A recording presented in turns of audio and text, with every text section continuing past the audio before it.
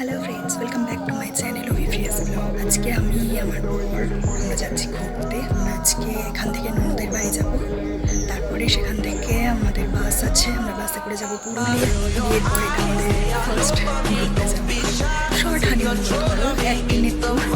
তো সারা রাত বাসে থাকবো, পরের দিন পুরুলিয়ায় পৌঁছবো, ঘুরবো, আবার রাতেই বাড়ি ফিরে আসবো।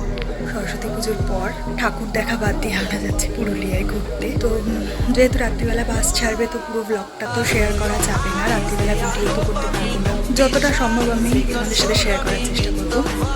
তোমরা ভিডিওটা এন্ড অবধি দেখতে থাকো। ভোর হয়ে গেছে, রাতে ভিডিও করছিলাম কিন্তু সেটা একদমই ভালো হয়নি, তাই ওটা ডিলিট করে দিয়েছি। আর সকাল হতে না হতেই আমি ভিডিও করা স্টার্ট করে দিয়েছি। খুব সম্ভবত আমরা এখন বাঁকুড়ার উপর দিয়ে যাচ্ছি।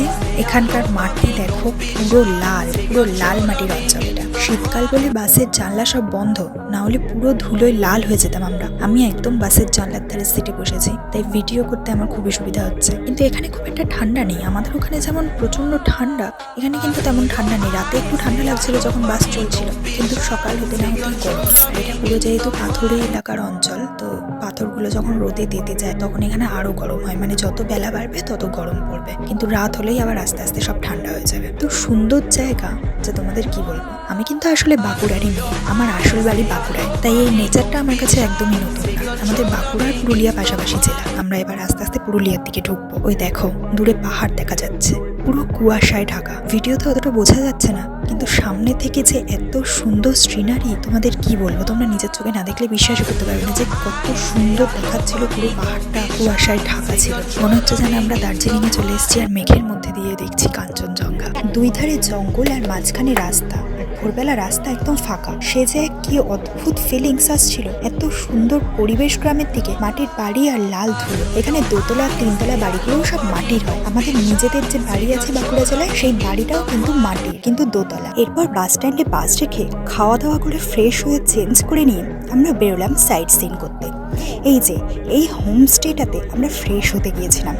এখানে জানো 1 ঘন্টার জন্য রুম নিয়েছিলাম, শুধু ফ্রেশ হব, তার জন্য চার্জ নিয়েছে 1000 টাকা, শুধু 1 ঘন্টার জন্য। তারপর আমরা একটা টোটো ভাড়া করে সাইট সিন করতে বেরিয়ে পড়লাম। আমরা প্রায় 8 জন টোটোতে উঠেছিলাম। এই পাশে যা সব দেখতে পাচ্ছ, সবগুলো কিন্তু এক একটা ড্যাম।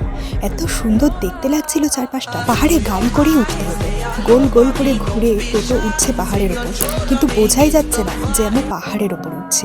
এইটা আর একটা ড্যাম, এটা হলো লোয়ার ড্যাম। আমরা এখানে নেমে কিছুক্ষণ দাঁড়ালাম, একটু পিক তুললাম, তারপর আবার টোটোতে উঠলাম। এরপর আমরা আরো উপরে যাব। এই যে আরো একটা ড্যাম, এটা হলো আপার ড্যাম, সব থেকে উঁচু ড্যাম এটা, আর এটা অনেক বড়। এখানে আমরা অনেকক্ষণ দাঁড়িয়ে অনেক পিক তুলেছি।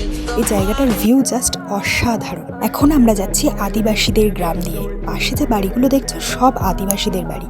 দেখো কি সুন্দর করে সাজিয়ে রেখেছে ওরা, মাটির বাড়ি কিন্তু রং করে কি সুন্দর নকশা করেছে। আমরা এখান দিয়ে যাচ্ছি রাম মন্দিরে। রাম সীতা লক্ষ্মণের মন্দির আছে। পাশের পাথরগুলো জাস্ট দেখো কত বড় বড়, আর কি মোটা মোটা শাল গাছ চারিদিকে। এবার আমরা যাচ্ছি মার্বেল লেকে। উফ, এই আর একটা জায়গা, এখানকার ভিউ জাস্ট ওয়াও। এবার আমরা যাব লাস্ট আর একটা জায়গায়। অলরেডি দুপুর 3টে বেজে গেছে, তাই লাস্টের জায়গাগুলো আমরা বেশিক্ষণ টাইম নিয়ে ঘুরতে পারিনি, কারণ আমাদের সন্ধ্যে 6টার সময় বাস ছাড়তো, আমাদের গিয়ে লাঞ্চ করতে হতো। এখন আমাদের অনেক জায়গায় ঘোরা বাকি ছিল, বাট আমরা আর বেশি যাইনি।